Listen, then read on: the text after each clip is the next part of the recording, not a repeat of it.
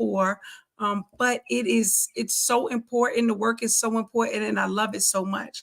And there are things that I receive in my work in healing, helping to heal people that money just can't buy. So you're right. I could be doing lots of other things, but I wouldn't do anything else but this work. So thank you for having me. Yes, yes. And one of the things too, Speakers Magazine, right now, if you go to speakersmagazine.com, you can read about Tyreese, but you can also watch her little video that's embedded also too on the page on the website as well as in the magazine.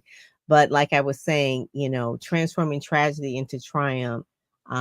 Your daughter Ayana, you want to tell us a little bit about how that happened and how you even came to the part of really just forgiving and then deciding to go further and starting the legacy, because that's really, your work was important before, but then it became like really personal and important. Yeah. So my husband and I had just celebrated our 25th anniversary in 2017, which was major for me because I didn't grow up in an environment where people were married or stayed married or were happily married. So that was a big milestone for me. We had just Yeah. gotten our daughters off to college. They went to my husband's alma mater. So I'm feeling really proud of myself, right? And the work that we put in to raising these beautiful daughters. They had come home on spring break, so it was March 2017. My anniversary is February 14th, 2017. Valentine's Day, right, right. And Maybe that's then the key. Maybe that's the key to making 25 years. Get married on Valentine's Day. it might be, it might be.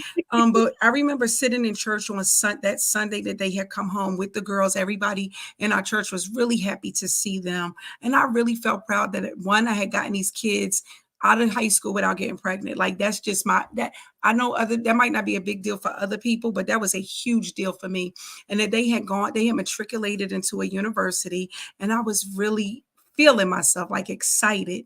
And then I remember sitting in church saying, God, I'm going to just always praise you because my life did not start out like that, right? Like Mm, in a very good place. So to get where I was at that moment in time, I was excited and I was grateful. And I remember saying, God, I'm going to always praise you. And you know how sometimes when you say something, you'll be tested, right? I didn't think I mm. was going to be tested on Monday, but Monday, after that Sunday, my daughter was shot. And I remember getting a call. Now I always tell people like my girls were not perfect girls, right? Like they're not by any stretch of the imagination, but they were good. They were not bad children either. Mhm. And certainly did not deserve this. But my daughter was shot randomly. She was hanging out with some college friends. She had brought a roommate home from college. Her roommate was from Atlanta. My older daughter, they were 13 months apart. They were all together. And somebody just shot out in the distance, and Ayana was the only one hit. And then she managed to live about 12 hours. And her body had just went through so much. She had a couple of cardiac arrests, Oh my but she just could not make it. And I never expected her to die because Ayana was an athlete. She played basketball for her high school. She Beautiful, was young, strong. strong, healthy girl. So one bullet, I was not expecting her to die. But she died. And so they jump right into the other part about forgiveness. I always tell people the real deal is I was healthy when she got killed. If I had not been mentally healthy when she got killed, it really could have been another way. Mm, mhm. Meaning I could have acted out. I could have allowed my family to act out. Or I just would not have been able to manage. Right. And I thank God because I had 30 years of, well, at the time it was 25 years of emergency mental health, which means I was doing crisis work on the street with police officers. And so I had been on the other side many times giving notification that somebody's loved one had been killed, or Mm, even on the scenes of homicides when all hell is breaking loose. And so I was on the different side of the table, but with my experience, with my faith, and being mentally in a good place and very resilient, right? I will give myself that credit, give that myself credit for that, is that I've always been able to bounce back from everything that I've gone through. well, Not that's sure if at that time, not you sure if have at that to. time I would be able to bounce back. But what I like to say now is that I'm radically resilient, right? Like this is not just your everyday bounce back. when somebody Mhm. takes your kid from you, right? My Mhm. love child from me, that the Mhm. bounce back was it was a radical bounce back. I And know. I promote that now for people, because we are living in a time where this can happen to anybody. This is not I mean, well, while it was random, it is happening Gun so violence often. is so often. It's no longer, It's can we call it random, right, right? right. It's what is happening in our community. And so and I think even my desire to even want to do this work is to want to see people well. I found that Mhm. early in my life that treatment absolutely works. It absolutely works if we could commit to being well, right? And whatever that path is, because it's different for everybody. Some people will need medication. Some people will need a good yoga class and a good, some other stuff, right? Like there are lots of paths to wellness. And that's really what I promote. Like, what is the path to wellness for you? And how do we help get you on it and stay on that track? That is, get on it and stay on it. That is Yeah. the main key. So before Ayanna was shot, you were actually on the street and you would be the person that would counsel the family or let the family know, or even police officers. They may be going through trauma. Explain to me the type of work that you were doing when you say emergency mental health. Is it that if a police officer, it's like, oh, it's an emergency, and then you're out with them in the police car as In well? the trenches, right? So not the average social worker's job, not in the office, not coming to meet you in the lobby and bring you to my office, but in the street, in homes. And you can imagine when you go into people's homes that you're on their territory. So you might not be safe. So, and I mean going into public housing communities where it's known not to be safe, and it's known that you might be dealing with somebody who is high risk and dangerous. And we dealt with homeless people who experiencing homelessness, and substance abusers, PCP users. And if they're in crisis, we can't just say, oh, no, that's too much, right? Like, this is what I signed up for. So definitely dealing with people who are extremely high risk, sometimes dangerous, Mhm. sometimes intentionally dangerous to the people who are trying to help them. And sometimes just because of the nature of their illness, they don't mean you any harm, but still could be harmful. Wow. So we're talking with Dr. Tyreese McAllister. She is featured in Speakers Magazine this month, and she's really transforming the communities that she's in, and with triumph and her faith, her training. Not only that, she has 30 years experience in emergency mental health. She's been at the forefront of addressing public health disparities. She's done a lot of things. She's a mental health advocate, and one of the things is really just talking about a lot of this gun violence and things like that, but she speaks to this. She speaks in places, churches, uh, PTAs, Schools, Jack and Jill's. colleges, It you doesn't, name I it. mean, it affects everyone, everyone.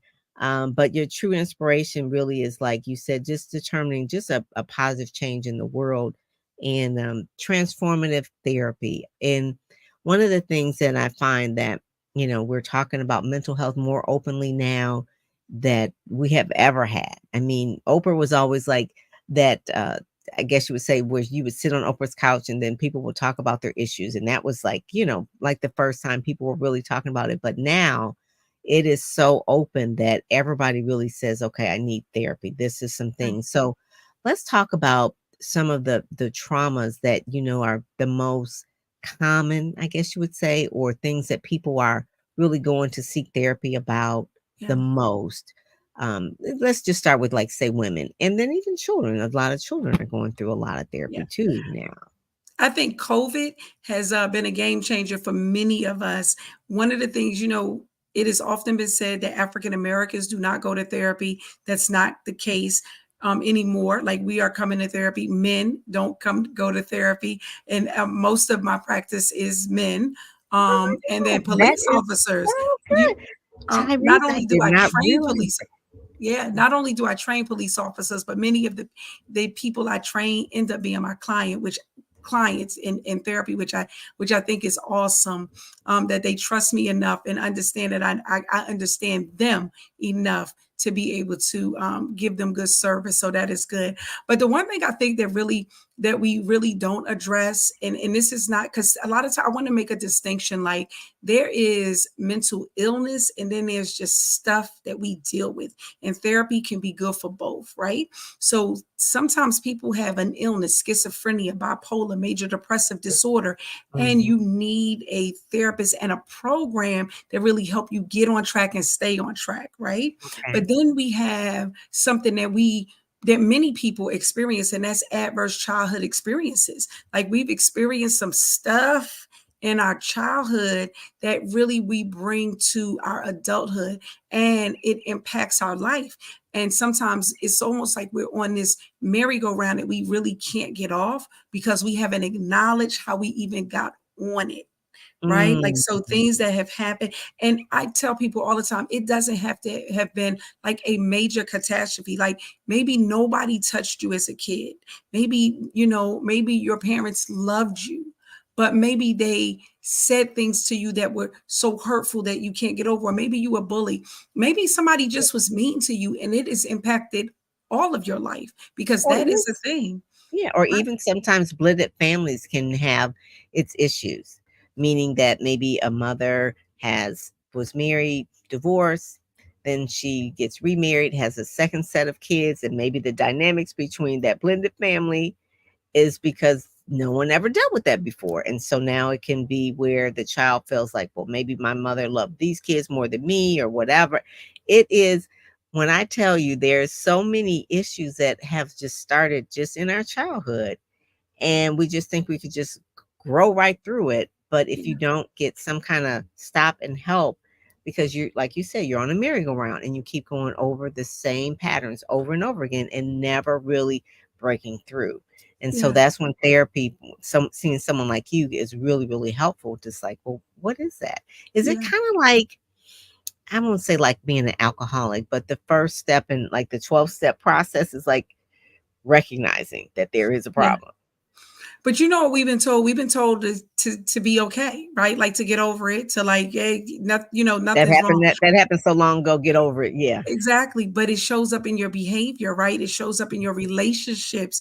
It shows up in your business. Like I'm in lots of different groups, and I do some coaching myself, and people can't figure out why they can't succeed. And it's because your mindset, but that mindset goes back to what somebody said to you when you were in third grade that you are now still reliving, maybe not even consciously, not even understanding consciously this is what's going on, but it's stopping you from being your greater self, right? So like if Mhm. we can uncover and heal, right? Because I never tell my clients get over it. Like this hurt you. Let's acknowledge it. Let's feel the feelings, right?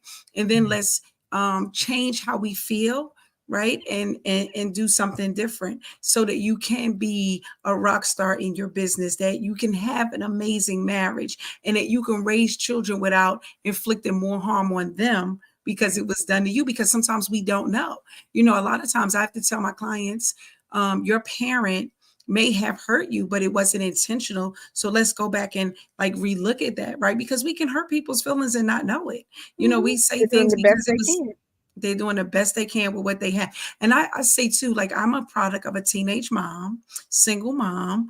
And but when I had my daughters, I had a master's degree in counseling psychology with 3 credits in child development.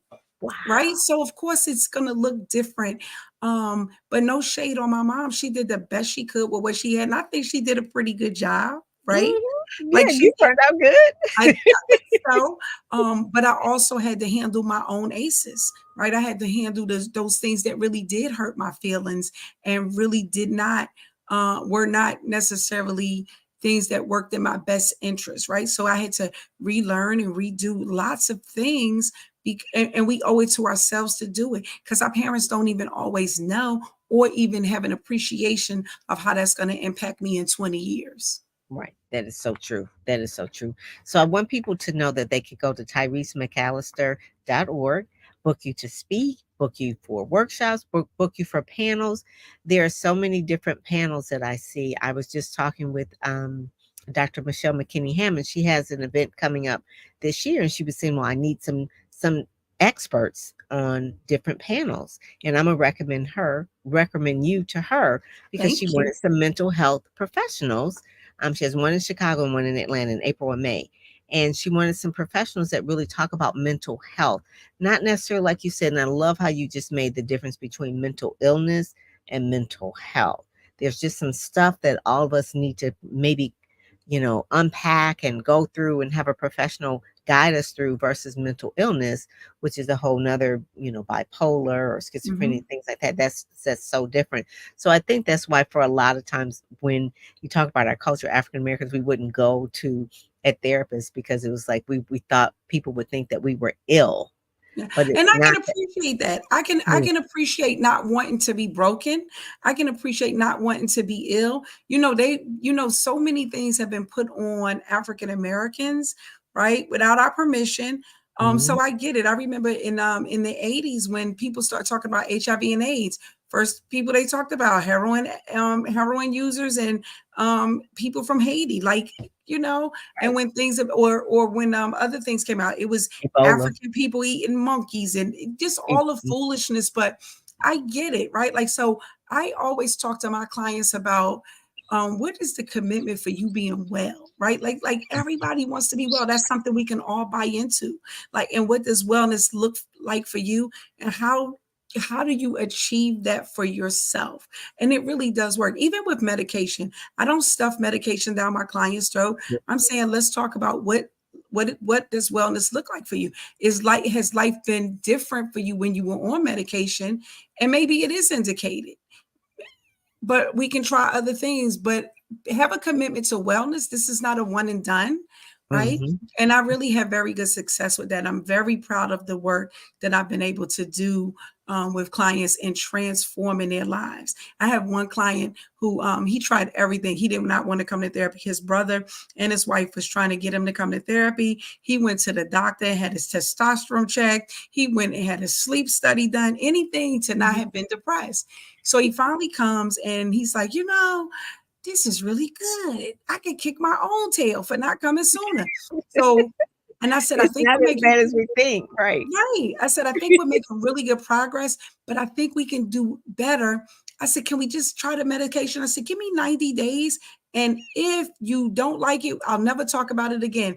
So he got on the medication, and in 2 weeks, he came back to his therapy session. I didn't even recognize him. He was such a different person. And now he swears by not only therapy, but medication. Sometimes it's Mhm. just Mhm. indicated. We got to realize that mental illness is a medical condition. And just like diabetes or hypertension, it might take medication to correct it. The mental illness is because our hormones are not doing what they're supposed to do. I love that. Tyrese, it is really so refreshing to talk to you because you really you break it down. You've been in it for a long, long time. You could be very, very clinical, but you make it so accessible for everyday people. You And know that's what's one of the funny? When I first began working on my doctorate, I was pulling my hair out, and I said, "Why do they make this so difficult?" And my Mhm. friend who had her doctorate said, "In academia, you want to be able to talk like that." I'm like, "The people I'm trying to help can't understand that. I need to be able to make it plain." And she says, "Well, Right. you have to do both." Then I'm like, "Okay," because my people, right, the people I'm serving, I can't go clinical with them, even in a crisis situation, right? I'm looking at immediate symptom relief. I cannot Mhm. break down every definition. I'm like, your stuff got you stuck. Your stuff That's got you it. stuck. That's it. How They do we get understand there? that.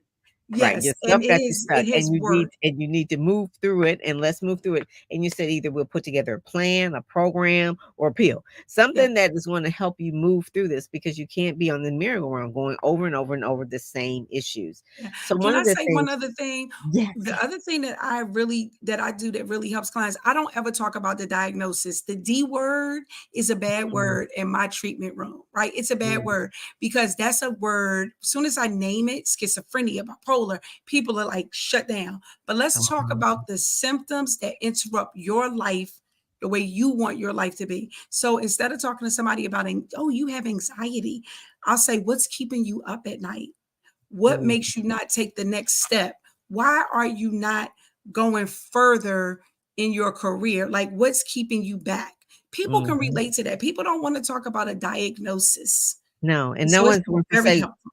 no one wants to say, if you keep saying that you have anxiety disorder, what will happen is that you'll probably get more anxiety. You're right. And keep getting because you're saying it, "I have an anxiety disorder. I have an anxiety disorder." It's like, "Okay, well, no, let's use some different language." And Hmm. that's the beginning of it, power in our words, right? So you're Yeah. really just saying, "Let's go through the symptoms and let's try to combat those symptoms." One of the things that I know that you probably recommend to people is, their food, what foods they eat, and their exercise. So we're at the beginning of the year, people are like, "Oh, I wanna try and lose weight or whatever," but really talk about the connection between, I guess you would say, the body, what we put in, how we exercise our body, and then we sit at screens all day. I mean, we're Yeah. like two heads in a bubble, right? So we're sitting at screens all day. So talk about how that affects our mental health as well by not moving and what we put in our mouth. Garbage in, garbage out, right? And that's not just your food, but what you look at, what you absorb, social media, your music, right? Like we got Mhm. to get on a very positive role here. So with the food, you don't have to be drastic in changing your diet. And especially as we get older, like food really does matter. What we intake really does impact your mental health. So, and I'll be honest, in my youngest daughter, when she was in first grade, she was diagnosed with ADHD. So not because of her ADHD at all, I started changing our how we ate out a lot because we're a busy family. So I started cooking for financial reasons, not Mhm. mental health reasons, for financial reasons. So the reading specialist said to me, she said, I don't know what's happened in the last 2 weeks, but whatever you're doing, keep doing it. It is amazing for Ayana. And so I said, okay. I don't know what I'm doing, but we'll just do what we're doing, right? And so I was talking to my mother about it, and she says, you started cooking. And I'm like, so without even trying, look, a whole It was science the project in my home without even trying. And so I knew at that point that food really mattered. And so the one thing that I would suggest, if you're heavy on processed foods, mhm. don't. Fast foods only when you have to. Like a lot of restaurants will let you carry out. And now, even eating at a restaurant, eating a full meal can sort of be fast food because you know how you can drive up and they bring it out to Mhm. you kind of thing. So that's even better than fast foods. I used to go to Dr. Muhammad and he used to say, he asked me, he said, why do you think the food industry is in business? I was like, so that people can eat. They want to make sure that people have food. And he said, no. I said, well, I don't know why the food industry would not be in business to feed people. He says they're in business to make money. They don't care what you eat. They're in business to make money. And in making money, they cannot lose money, meaning they have to put a lot of preservatives in our food so that the food doesn't spoil and they would Spoil. lose money. And so he talked about the amount of preservatives in the food. Also, the food has to look good, which then means we get all of these Right. dyes and other things that are not really fit for human consumption. So, as much as you can, do things that don't have all of those things. And he suggested that you just shop the perimeter of a grocery store Mhm. because Mhm. everything in the aisles is either processed. If it's in a box and has ingredients, it has the stuff in it, right? It has the Right. stuff that's not good for you. But like vegetables and fruit, and then if you can, organic, because then at least we're hoping that they're honest, is not Pesticides. The pesticides and other things, but toxins. also we got to be careful for GMOs, right? So now we see a Mhm. lot of people have the health issues of celiac disease, which is gluten intolerance. Well, Right. gluten is wheat, but guess what? 80% of the wheat manufactured in the United States is GMO. But they don't have to tell you it's GMO because it's in an ingredient. They're not selling. So if you get a GMO apple, right? There's a code on it and you got to know the code to know that you're getting a GMO. Otherwise, it just looks like an apple. But Wow. because all of the wheat is in everything, just It about is everything that's processed, right? And so we have a lot of people who now have gluten intolerance, and they haven't even made the connection. But it's because it's GMO. It's not real food, I did not realize that because it is more people that are gluten intolerant than I've and ever you seen in my never heard entire of this life. 20 years ago. I You never heard of it. not And 20 one of years the ago. And one of the things that I remember hearing is like the foods that are white, like flour, white Sugar. rice, sugar, too much salt, too much of anything that's white is not good for you. So try to go for the Exactly. colorful foods, that kind of thing, where it's natural colorful foods, right? Yeah. Those are the things too, because that has a big difference on your health, your mental health, and then exercise and getting Mhm. sunlight. So let's talk about that, because these are things Ooh. that we can do. You don't have to get a Peloton, ride a bike like you're crazy or whatever, but just talk about like moderate what people can do to, especially in the January, February, March, at least in the northern part of the states, they say a lot of people are depressed, and it's because they don't have as much sunlight. Sunlight. So talk about that. So I'm so excited that you say that, because I think I'm usually the only person that's saying that. Like, sunlight is absolutely important. And you know what was proof to me? When people were stuck in the house with COVID, not with COVID, but during COVID, Right. and they were not getting the adequate amount of sunshine, how it, just plummeted. Not, sure, people were dealing with other things, being isolated in the home. But I had my clients, I said, you don't have to go out with people. You can wear your mask, but get outside, get some sunshine, do something outside. And people were like, oh my God, it felt so much better. And it really does. Sunshine is absolutely important. And if you look at children, so you're probably close to my age. When we were kids, we played outside, Mhm, right? mhm. You played And we outside. stayed outside So till the street lights came on. exactly.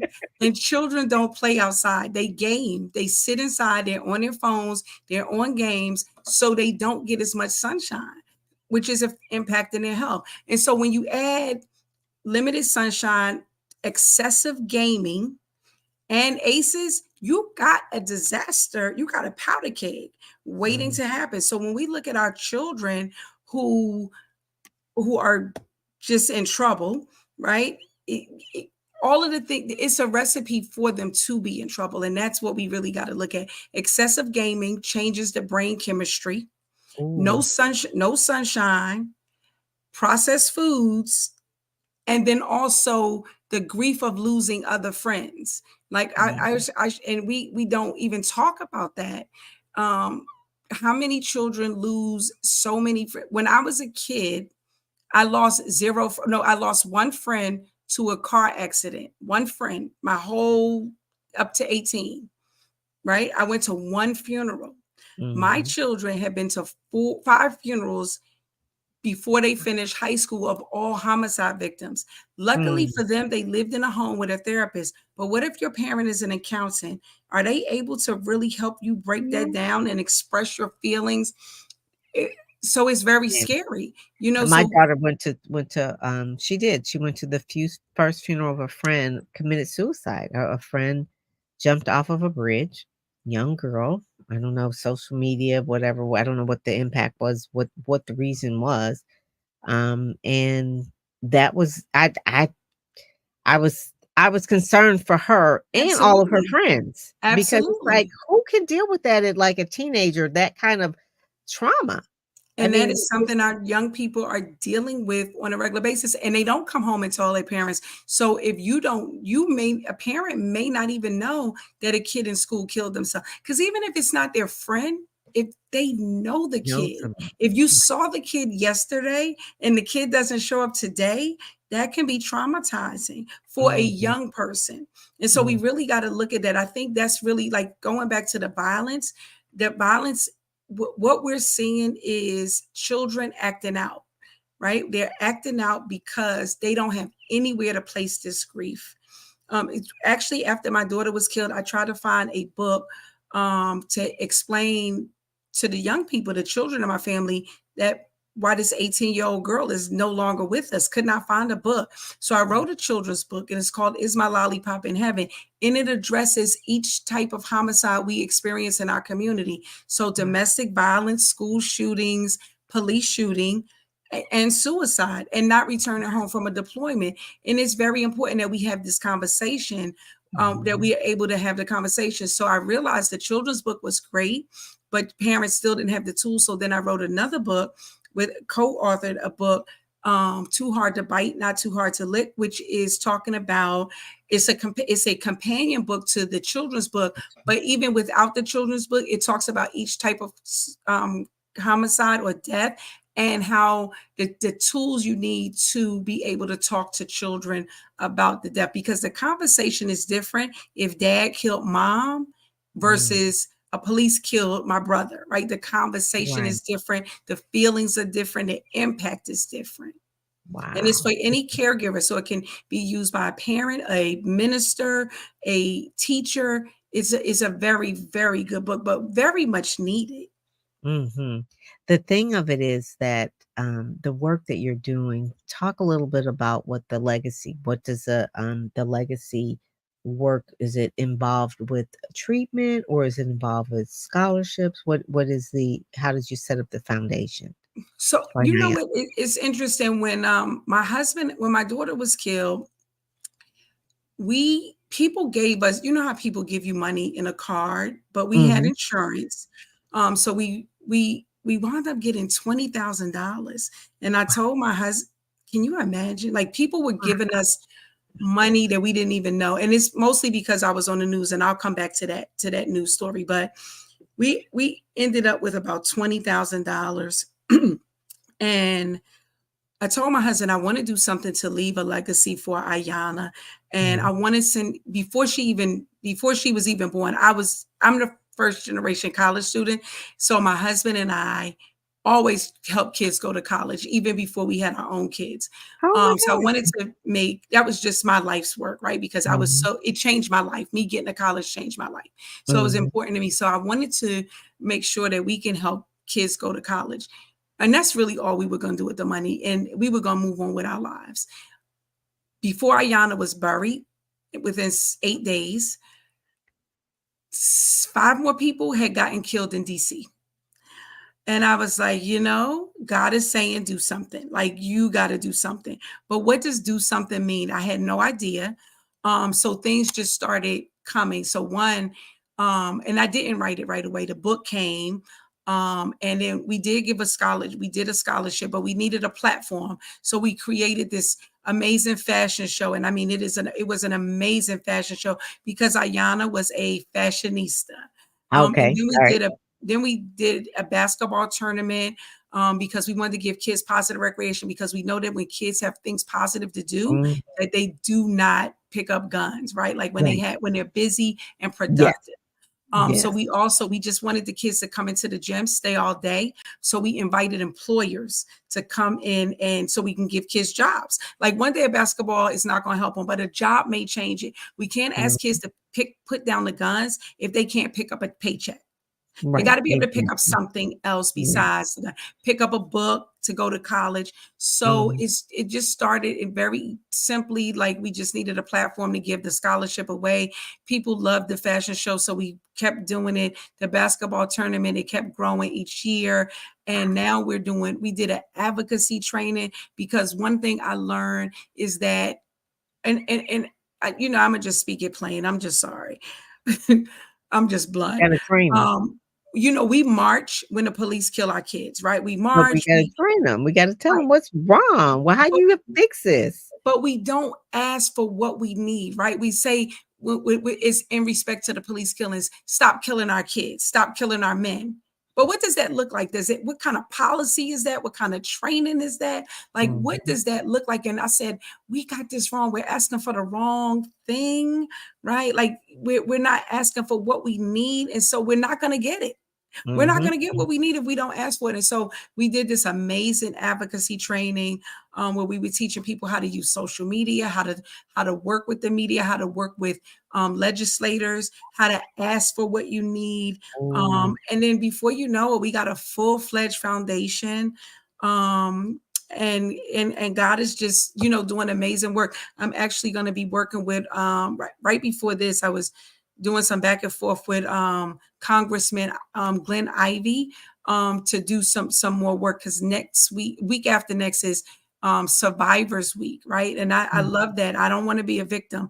I'm a survivor. I'm radically resilient, but I'm here to make some changes. Like I can't just, I don't. There's nothing we can do for Ayana anymore, right? Like there's nothing that can be done. But I don't want your kid to get killed. I don't want my friend's kid. I mhm, got a grandbaby now. I need my grandbaby to be here, right? Like, and mhm, I need us to like develop into a really good community. The other thing is we ask politicians to make changes for us, and that's not, you can't legislate a heart, right? Like I need people to Got a hear. training. Yeah. I think our politicians have a place, right? There are things that they can do, but most of this is going to be at the ground level, grassroots, us changing, let's start having real conversations about mental health. Let's really change the mental health system because it don't necessarily work for us, unfortunately. And let's do things that can work for us. Let's have real conversations about sunshine and food and being well and not having road rage and just the Ooh, things. Yeah, it's a lot of stuff that we can do ourselves, and we really need to do. I love this. You really, this right here, this, I love this picture too. It says Thank you. transforming the tragedy into triumph. That is, you have done that, Yeah, and you're really a pioneer for the whole public safety space, the thank whole you. public safety space. And it's funny that grief, when you're trying to counsel someone with grief, say, I have a friend that is a chaplain, and usually chaplains, when you call a chaplain, sometimes in the hospital, it's like using their people are about to pass or they have passed or whatever. But when her child was murdered, it was totally different, and her whole life, just like yours, took a whole, it was only 28, and it took a whole nother wave of, the work that she was doing was good, but then now the empathy of losing a child just is a whole nother thing. So she started a foundation as well, but the foundation is based on helping people move through grief, just grief. Not necessarily like grief of losing a child, but just grief, period. Yeah, Because a lot of times when people, and you probably know this, when Ayana was, they don't know what to say, they don't know what to do. They say stupid stuff. She's in a better place. I mean, she may be, but you don't want to hear anybody saying that to you. not at that moment. No, Not not at at that that moment. moment. Right. It's like, so they don't know they haven't been trained. They don't know what to say. And so her thing is really just helping people move through the grief and what to say for people who are grieving, or people when someone say, "Oh, it's been over a year, you're still grieving." It's like, why would you say that? Yeah. So the whole that just hearing you talk about that, being on one side and then on the other, it's like, wow. So then you see the work that really needs to be done, because it was something that was missing. Yeah. Dr. Pam, the thing is that when we go through stuff in life, no matter what it is, it really ain't for us. Right. Mm, And that's why I really love being radically resilient. I'm so grateful to God that He used me. Now, trust me, I would have rather Him found another way. yeah, I would have yeah, felt I prefer it, and God yeah. is my daddy. So I've talked to him about this. Like, we could have did this a Could have whole been nother way. another way, But he right? is the dad, right? God is the dad. So he gets to choose what happens. And I just want to honor how he's kept me, right? Because he certainly has kept me better than I could have ever even imagined. Because if you'd have asked me Monday morning, this is not what I thought I would be doing, right? Writing Mhm. books, like that was A never on my children's book, vision board. and then a companion to an adult Yes, book, and then right? and then a couple of other books. So I mean, God has been amazing. But God Mhm. has given me not just a dream career where I am able to like get paid to serve in my ministry. Like that is, I mean, I couldn't ask for anything That's better. your purpose. Is your And while flowing I in miss my your daughter, purpose. everything that I do is right. And what a lot of people don't know is my daughter was in school studying criminal justice, wanting to be a metropolitan police officer. Now, I didn't want her to be one. I'm gonna be Right, because honest about that. you I want her was to like, be okay, safe. Right. right. But it was her passion. And so even when I'm serving officers, I'm just thinking about how amazing she would have been as an Mhm. officer, because all of what I'm giving, all of what I give to everybody else, I gave to her first, right? Like she would have been, my kids always brought other kids home and dropped them in the family room and said, my mom can help you. And then they would leave. So it's me and their friend. And I'm like, well, what's going on? Because, and so my children believed in what I was doing and really wanted to follow in my footsteps about serving, not necessarily as a therapist, but definitely in serving a community. And I really do appreciate that. Yeah, and I making a wanted to, positive impact. And I wanted to, positive impact. That's the most important part for any speaker. When you finish your speech, your workshop, your training, that it makes an impact and it's positive. And that is really like the key that I want people, the speakers especially that I have on this platform, that they are doing that. And every single one of them are making, it's not just for them. It's like, yeah, they are speaking for their business, but it's not just for them. The purpose is bigger than that. You know, you can see Marquise, he was on before, Dr. Sherwood. All of the purpose are bigger than themselves. And that's why you're going to be successful, because it's bigger than Thank you. you. If it was just about you, it'd be like, you know, it's like Yeah, it's not nobody getting off the ground. cares. It ain't getting off the ground too Don't good. But nobody if care. right. But now it's like, oh my God, it is bigger, because I can see, like I said, I want to introduce you to Dr. Michelle McKinney Hammond. And then also I want to introduce you to Dr. Portia Lockett as well. You and her have something similar, because both of your children were around in their 20s that died to gun violence, and they Yeah. weren't bad kids. They were just in the wrong place at the wrong time. And but the gun violence is just so horrendous. I just like, oh my God, it makes you want to move to Europe or something where they Yeah. don't have guns, you know? Now, I It's don't like want to go to Europe, but but I'm thinking about moving. I told my husband, if this presidential election don't it ain't if you looking don't go good. the right way, Let's think about where we can go. I I go. wanted to share too. One of the things that was really impactful, definitely not my intention. I was interviewed by Bruce Johnson, who was a news anchor here Yeah, I in the think yeah. DMV. Did he pass? And he did Yeah, I last year heard actually. yeah, he was a really, really good reporter and good Very anchor. good. Yeah, yeah. Yes. He he asked me, my daughter died Tuesday morning. He asked me on Thursday, and I had had several interviews because in 2017, not a lot of girls were getting killed. And here Mhm. it is. This is a college student who came home. So it got a lot of news play from North Carolina, where she was in school, all the way to New Jersey, which is where I'm from. But Wow. so Bruce Johnson said to me, my husband and I sitting on the couch, and he says, if you could say anything to the person who killed Ayanna, what would you say? And I looked into the camera and I said, I forgive you. I forgive you for killing my daughter. My husband Mm, sitting on my right side said, wow. And I'm like, but but that was God. listen, and it really was, because I don't remember doing the interview. I remember I remember watching myself on the 11 o'clock news. Now, mind you, this is the same week Ayanna was killed. So my house is still filled with lots of people every single day. So we're watching, and every night that week, we were just watching the different news segments. And I'm looking at myself, I'm sitting on my love seat, and I'm looking at myself say, I forgive the person who killed my daughter. And I go into this conversation with God, like, I forgive the person. And God let me know right then and there. He said, you have not thought about anybody killing her since you got the phone call. And I thought, and I was like, right. Like, I wasn't angry. I was profoundly sad. My heart literally was broken, but I wasn't angry at all. But Mm, knowing, counseling like I do, I figured it would come, like I wasn't at mhm. that stage yet. I wasn't Right. at the anger stage yet, and it would come. And I never got angry. And because I had a deeper understanding that on the other side of that gun that killed my kid was probably somebody else's kid. And that if that kid has to go to prison, that it's a double loss for the community. And we Mm, really are not in a position to lose any of our kids. mm, So my husband and I, when we started this foundation, because my husband at the time had 25 years of juvenile justice. He was a juvenile probation officer. So he's since retired. But how do we prevent kids from being on either side of the gun? And that's what our foundation is really about. It's not just let's help the Ayannas of the world who should have never been killed.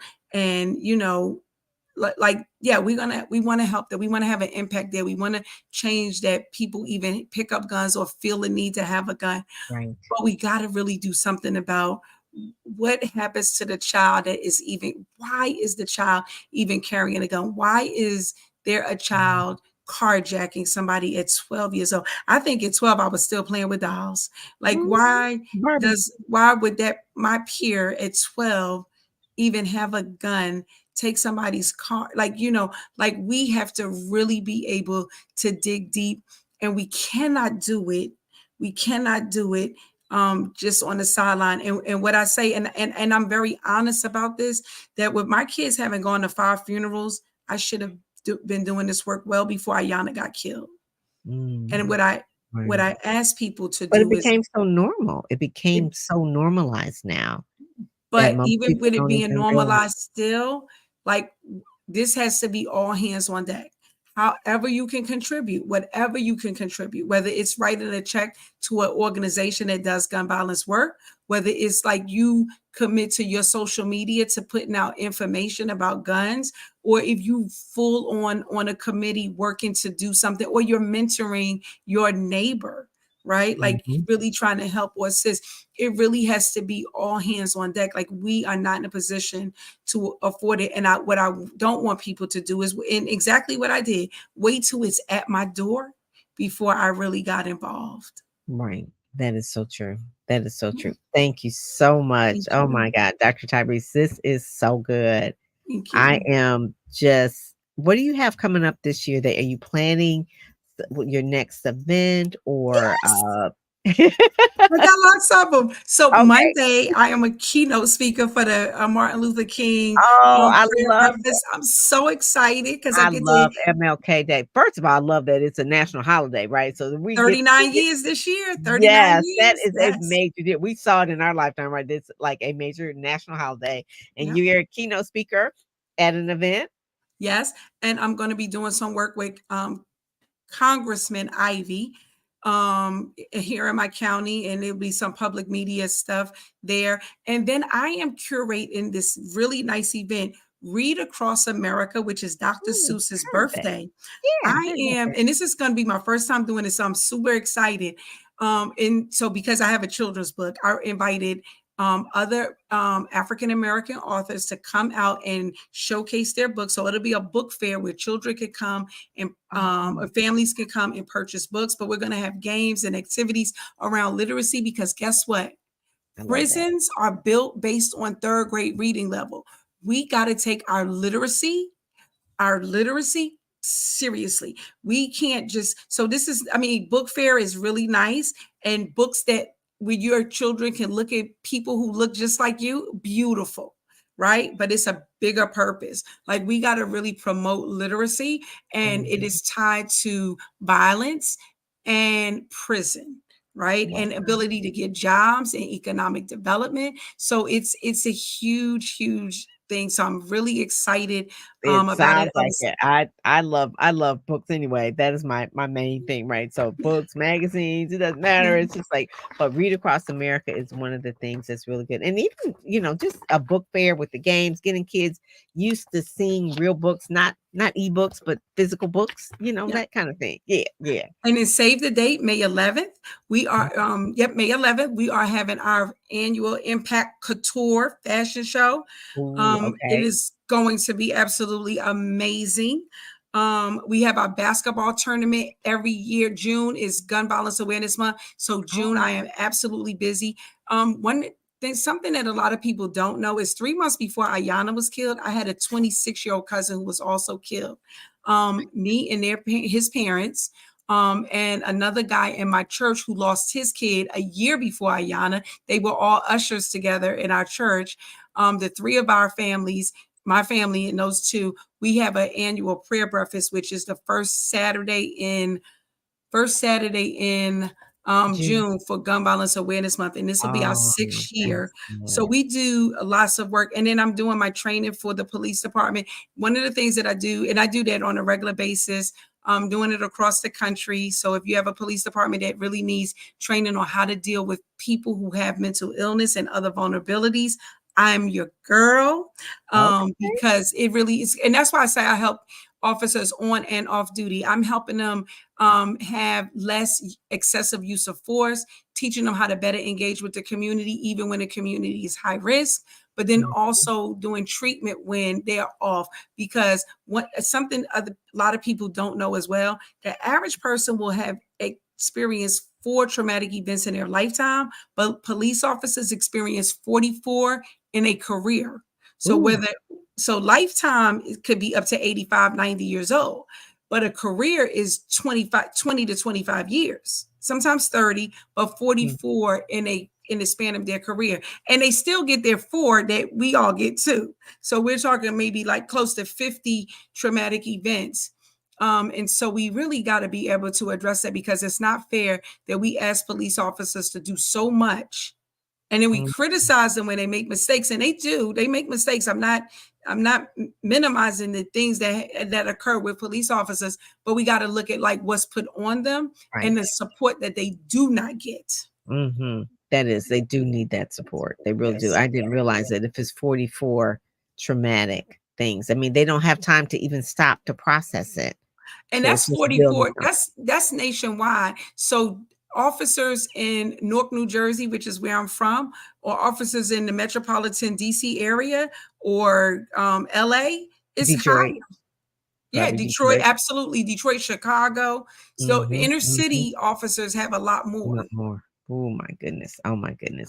So May 11th, and make sure that they can actually go to the website, TyreseMcAllister.org, find out all about your events, your books, all the different things that you're doing, and even how to support the foundation as well, with the impact work that you're doing there as well. Yes, Impact Couture. I love that. So that is so good. And one of the things, so I just want to just give a shout out. I didn't read this. This was in the magazine too, but you also have the, some honorary doctorates, a humanitarian award for your exceptional work and advocacy in gun violence, and then also to another award as well. But a lot of accolades, but it doesn't sound like you're slowing down. You're in 2024, you're going forward, doing more and more. That's kind of like the word people saying, let's do more in 2024. And so it looks like you're really going to be doing that. And, speaking more and doing training and that sort of thing. And so people can go to TyreseMcAllister.org. And then also too, if they're in the area, they can also go to your clinic as well, because you also do clinical work as well. Yep, DC, Maryland, and Virginia. Very good, very good. All right, all right. Thank you. Well, thank you so much for joining us today. This was a little long, but I think it was needed, because it felt like this was the whole reason why we had the delays. Remember, we had the other delays. Yes. So now it's just like, this is perfect. So thank you so much for joining us today. I will make sure that you are connected to the people that you need to be connected to, because your voice needs to be heard. So thank you so much for joining us today. Thank you. All right. God bless you. All right. Take care. So that is Tyreese McAllister. She is in the January issue of Speakers Magazine. You can go speakersmagazine.com, pick it up and get it, and make sure that you connect with her on all social media as well. She's on LinkedIn, she's on Facebook, but definitely make sure that you keep in touch with her. And if you don't need her personally yourself, recommend her to someone else. All right. She's available for speaking opportunities. So we thank you so much, Tyreese, Dr. Tyreese McAllister. And I'm Pam Perry, and I am out. Thank you so much for joining us today. All right. Bye.